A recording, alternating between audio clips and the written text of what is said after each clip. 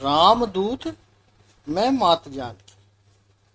कल हमारा चिंतन राम रसायन तुमरे पासा सदा रहो रघुपति के दस रसायन, इस पे आज हम कल इस चौपाई को ले लिया था। और नव निधि के दाता, अष्ट सिद्धि नव निधि के दाता, इस पर कल हमने अच्छी तरह से चिंतन किया। तो हे हनुमान जी, राम रसायन आपके पास है और आप सदा ही राम जी के दास रहो। तो अब ये राम रसायन क्या है, इसको देखें थोड़ा। राम रसायन है राम का नाम। कलयुग में सबसे महत्वपूर्ण उपासना हो तो वो है भगवान नाम जप। राम रसायन आध्यात्मिक दृष्टि से देखें तो वह सातत्यपूर्ण विधायक वृत्ति है, कंसिस्टेंटली पॉजिटिव एटीट्यूड। क्योंकि भक्ति के मार्ग में कभी कभी समस्याएं भी आती है। हरि को मार्ग है सूरारो, नहीं कायर को कोई काम। मत समझना कि आप भगवान का नाम ले रहे हो तो फूलों की सेज बिछी बिछाई मिल जाएगी। समस्याएं भी आती है, सभी भक्तों के जीवन में आई है, लेकिन इन समस्याओं के समय में कंसिस्टेंट पॉजिटिव एटीट्यूड रहे, ये राम रसायन है। और भक्ति मार्ग की दृष्टि से देखें तो भगवान नाम जप, ये राम रसायन है। नारद पुराण में कहा गया है कि प्रभु को नाम जप के जितने ही लोग तैर गए, राम रसायन वह भाव है जिससे भक्त पूरी तरह अपने इष्ट राम में समाहित हो जाता है। दरअसल रसायन कई यौगिक क्रियाओं से मिलाकर तैयार किया जाता है। अलग अलग स्थितियों में ये यौगिक काम के नहीं होते हैं, लेकिन जब ये सभी मिलकर रसायन का रूप ले लेते हैं तो फिर विशेष फायदेमंद बन जाते हैं। यहाँ भगवान श्री रामचंद्र जी के नाम को एक केमिकल बताया गया है। स्वामी जी कहते हैं कि भगवान के प्रति मनुष्य का भाव दास और स्वामी का होना चाहिए। यानी प्रभु आप स्वामी हैं और मैं आपका दास हूं, ऐसे भाव ही लाना ही भक्ति की प्रकाष्ठा होती है। श्री हनुमान जी में ये दास्य भाव बेहद प्रबल है। इसलिए श्री हनुमान जी की तरह दास्य भाव से ईश्वर की भक्ति के लिए ये राम नाम का रसायन बेहद आवश्यक है। राम रसायन तुमरे पासा सदा रहो रघुपति के दासा। हमारे वैज्ञानिकों ने भी इस बात को सिद्ध किया है कि हमारे मस्तिष्क में कई प्रकार के रसायन बनते रहते हैं। जब हमें अच्छे विचारों से ओत-प्रोत रहते हैं तो उस समय हमारे मस्तिष्क में ऐसा द्रव्य श्रीवाहित होते हैं जिनके असर से जीवन उच्चतम स्तर तक पहुंच जाता है। इसी के साथ साथ हमारी बीमारियां तो दूर होती ही है, बल्कि बाहर की परिस्थितियां भी अनुकूल हो जाती है। सदा रहो रघुपति के दासा। आप हमेशा भगवान श्री रामचंद्र जी के दास रहो। गोस्वामी तुलसीदास जी ने कहा है, सदा रहो रघुपति के दासा। इस वाक्य के माध्यम से जीवन के अंतिम उद्देश्य की ओर स्वामी जी ने इशारा किया है, अर्थात राम रसायन यानी सकारात्मक दृष्टिकोण। सकारात्मक दृष्टिकोण से मस्तिष्क में जो उत्पन्न होने वाले द्रव्यों के प्रभाव से जीवन सुखमय बिताने के पश्चात रघुपति यानी प्रभु श्री रामचंद्र जी की शरण में जाना है। अंतिम क्षणों में प्रभु याद आए और हमारा जीवन धन्य बन जाए। जिस भाव से भावित होकर मनुष्य मृत्यु को प्राप्त होता है, शरीर छोड़ता है, उसका अगला जन्म उसी भाव के अंतर्गत होता है। यही राम रसायन का अति विशिष्ट महत्व है। तुमरे भजन राम आवे, जन्म जन्म के दुख बिसरावे। आपके भजन करने से भगवान श्री रामचंद्र जी से मिल जाता है व्यक्ति और जन्म जन्मांतर के दुखों को भी भुला देते हैं श्री प्रभु।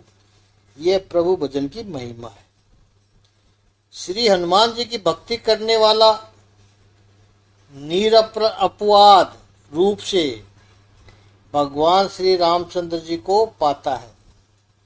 यह सरल और सुगम साधन से भगवान श्री रामचंद्र जी को पाया जा सकता है। इस साधन से अंतकाल रघुपरि पुर जाई, जहां जन्म हरि भक्ति कहाई।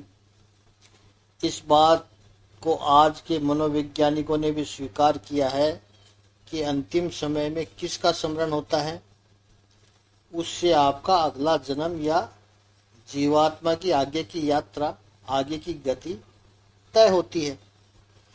और अंतिम समय मनुष्य पूरे अपने जीवन को, जब वीडियो कैसेट को फास्ट चलाते हैं वैसे देख लेता है।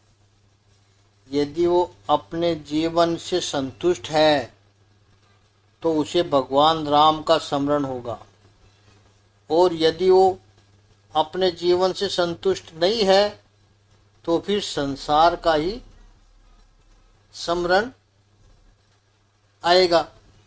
अंतिम क्षणों में किसका स्मरण होता है, अंतिम क्षणों में क्या स्मरण होता है, यह बड़ी ही महत्वपूर्ण बात है।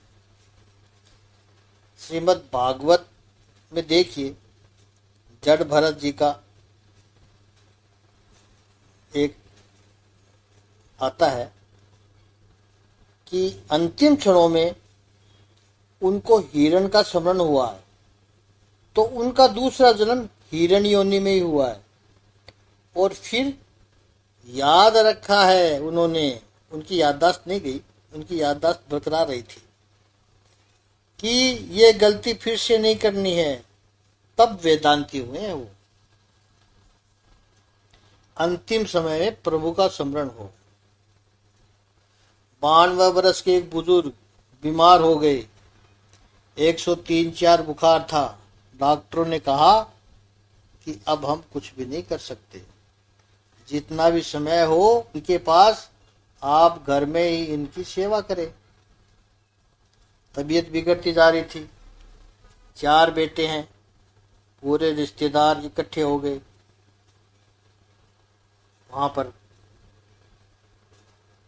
बस कुछ क्षणों के मेहमान सब ऐसी बात कर रहे हैं।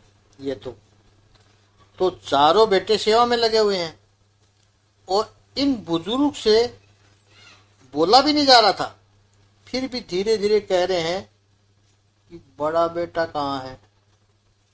तो उसने कहा कि मैं आपके दाहिने कंधों को दबा रहा हूं, आपके यहाँ वेदना हो रही थी ना, तब मैं दबा रहा हूं। उन्होंने कहा ठीक है। फिर दूसरी अंगुली का इशारा किया, दूसरा कहाँ है। उसने कहा पिताजी मैं आपका दाहिना पैर दबा रहा हूं। ठीक है। तीसरा, वो कहता है पिताजी मैं आपका बायां हाथ दबा रहा हूं। बाबूजी लंबी सी सांस लेकर कहते हैं चौथा कहाँ है। चौथे ने कहा बाबूजी मैं आपका बायां पैर दबा रहा हूं। बड़ी जोर लगाकर, बड़ी मुश्किल से गुस्से में कहते हैं, बाबूजी चारों गधे यहाँ हो तो फिर दुकान में कौन है। अब देखो, जिसने सारा दिन दुकान दुकान, पूरा जीवन दुकान दुकान ही करता रहा, उससे बाहर कुछ सोचा ही नहीं, तो वही याद आया। अंतिम समय में जिसे भगवान का स्मरण हो, अंतकाल रघुबरपुर जाई। और अंतिम समय यदि भगवान का स्मरण हो तो उसे जीवन भर परमात्मा का स्मरण करना होगा। भगवत गीता के 8वें अध्याय में भगवान श्री कृष्ण ने कहा है, अर्जुन अंतिम समय में जो मेरा स्मरण करके जो अपने देह को त्याग करता है, 8वें अध्याय के 5वें श्लोक अक्सर ब्रह्म योग में कहा है, वो मुझे ही पाता है।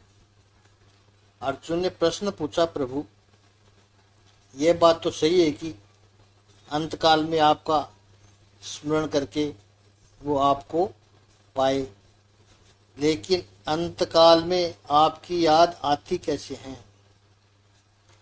भगवान ने कहा तस्मात, यानी देयरफॉर, हमेशा मेरा स्मरण कर। आइडियली ऐसा कहा जाता है कि एनुअल एग्जाम में जो ठीक से पेपर देता है उसके अच्छे नंबर आते हैं, लेकिन एनुअल एग्जाम में 3 घंटे में सब याद कैसे आएगा। पर्चे में ठीक लिखने के लिए याद तो आना जरूरी है, तो उसके लिए पूरे वर्ष भर मेहनत करनी पड़ेगी।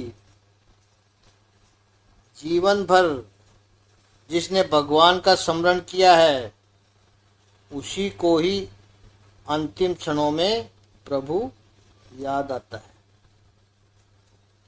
और अंतिम क्षणों में प्रभु याद आता है तो उसकी बाद की गति भी अच्छी तरह से होती है।